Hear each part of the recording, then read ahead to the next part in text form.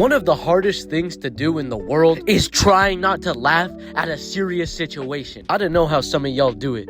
Some of y'all are experts at having no fun. If you're anything like me, then you laugh at absolutely everything that's thrown your way. And it's not even that I'm a bad person. Humans just naturally be laughing at the most serious stuff. Back in school, when your teacher would talk about a relative that was sick, don't get me wrong, I feel bad. But the second I lock eyes with my friend across the room, and he's looking at me with that smug face, like, come on, I know you better laugh, just let it out.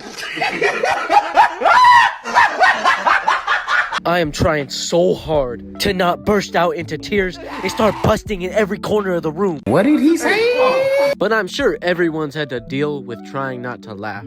And if you've never had that issue, then you must be a robot or something. You are not human. But our society should not frown upon people who laugh in serious situations. But they do, which leads us to have to adapt, to learn how to lock in. Some have techniques. Some just can't hold it in at all. So today, I'm gonna show the world that just because we laugh in serious situations, we're still human. I think I'll start this video by showing one of the worst lock-ins of all time. And my dad was just asking me what's going on, what's happening. And then I told him it's a shooting. Somebody's here shooting up the school. Why your dad? Is he your superhero? Yes.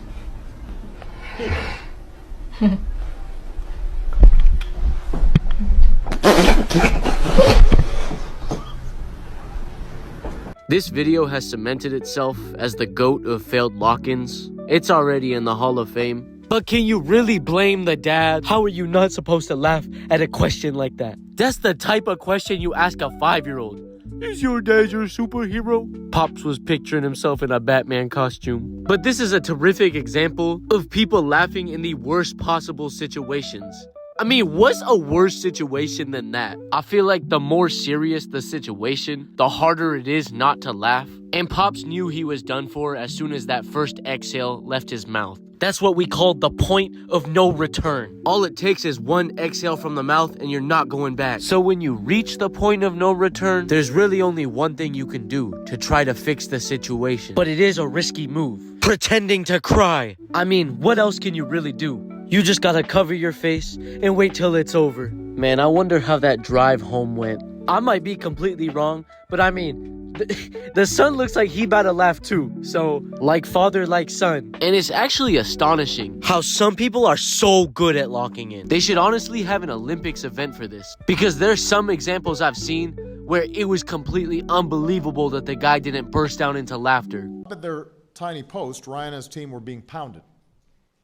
Almost instantly, every one of them was wounded. I don't know how serious Ryan's team got pounded, but it definitely wasn't as hard as being pounded by the burden of not being able to laugh at that sentence. He definitely was looking at one of his friends in the crowd. Could you imagine if he laughed during that? There's like levels to it, because if you stop yourself from laughing, then the only thing on your mind is trying to stop yourself from laughing, which only makes you want to laugh more. I am my own worst enemy. But respects to this guy. Nobody does it better. Except for maybe this guy. Here we go. Oh.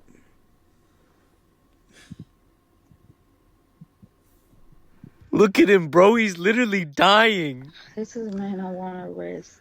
Okay, this is a guy you want to risk? All right.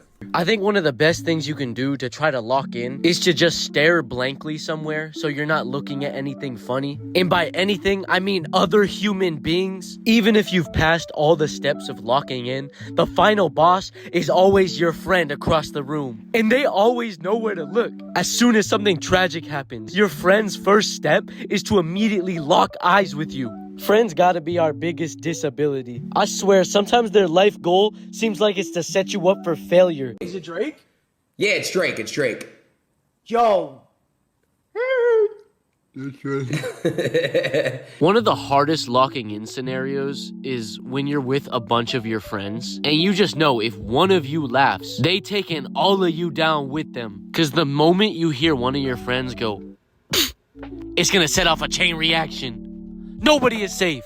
Okay, when I was 9, I got molested by a guy with Down syndrome. Don't laugh, Brandon. I'm not laughing. Why'd you laugh? It's just That's fucking rude. It's such a curveball. The only tactic I've been able to come up with is to cover my nose and mouth, and it kind of just suppresses your laugh. But please, if you have any tactics, leave them in the comments. That's all I ask. Because no matter how many tactics we come up with to stop ourselves from laughing, we will never find a tactic to explain ourselves if we do slip up in a serious situation. Want to say that your video's been helping me, and 4 of my closest friends died a few years ago.